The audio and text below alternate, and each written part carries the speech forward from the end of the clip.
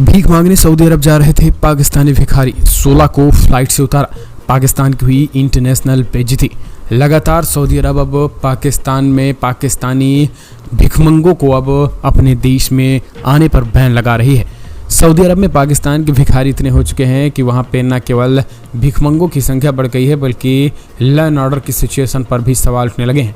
वहाँ जेब कतरे ज़्यादातर पैदा हो चुके हैं।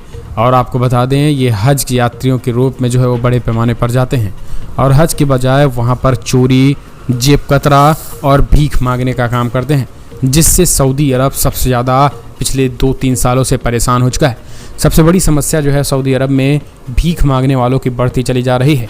इतना ही नहीं, पब्लिक प्लेसेस पे जो है वहाँ पर चोरी के आंकड़े बढ़ गए हैं, यानी पर्स चुराने के साथ साथ मोबाइल चोरी की घटनाओं में इजाफा हुआ है और पकड़े जाने वालों में सबसे ज़्यादा पाकिस्तानी हैं। सबसे ज़्यादा पाकिस्तानी चोर निकल रहे हैं, पाकिस्तानी भिखमंगे निकल रहे हैं, जिसके बाद से सऊदी अरब ने तगड़ा एक्शन लिया। सऊदी अरब पिछले कुछ समय से पाकिस्तान से वहाँ से आए भिखारियों की बढ़ती संख्या को लेकर परेशान रहा है। 16 ऐसे लोगों को पकड़ लिया है। डॉन के मुताबिक उम्रा सीजन के दौरान संघीय जांच एजेंसी FIA ने मुल्तान हवाई अड्डे पर सऊदी अरब जाने वाली उड़ान से तीर्थयात्रियों के भेष में 16 भिखारियों को उतार दिया। FIA अनुसार समूह के 1 बच्चे, 11 महिलाएं और 4 पुरुष सहित 16 लोग शामिल थे। ये उम्रा वीजा पर यात्रा जा रहे थे।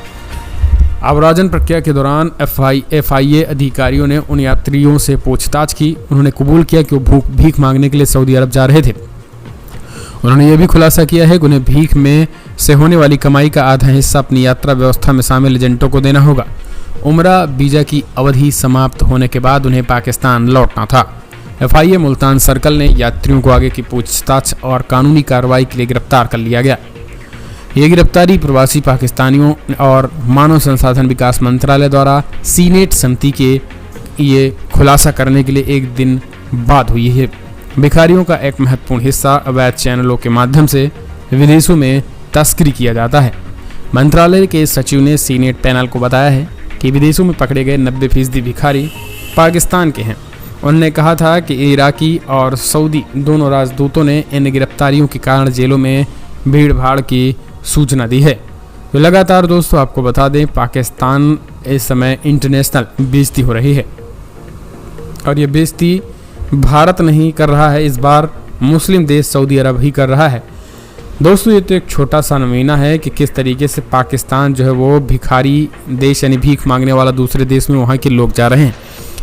आपको बता दें, आपको जानकर हैरानी होगी कि खुद पाकिस्तान और पाकिस्तान की सरकार खुद इस समय उनके हाथों में कटोरा है। जी हाँ, आपको जानकर हैरानी होगी कि पाकिस्तान दुनिया का ऐसा मुल्क होता चला गया जो दिवालिया ही नहीं, भिखमंगा इंटरनेशनल भिखमंगे की कगार पे आ गया है और उनके प्रधानमंत्री के हाथों में कटोरा है और IMF के सामने जो है वो भीख मांग रहे हैं। IMF की भीख से भी जो है वो काम नहीं चल पा रहा है, तो सऊदी से लेकर के चाइना तक के राष्ट्राध्यक्षों के सामने पाकिस्तान के प्रधानमंत्री कटोरा फैला रहे हैं।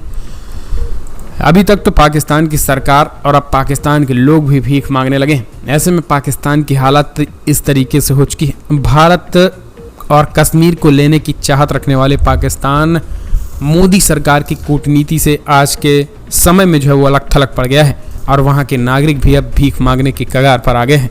तो आप समझ सकते हैं कि कुछ दिन बाद ये अपने जम्मू कश्मीर ही नहीं, कराची को भी भारत को बेच देंगे।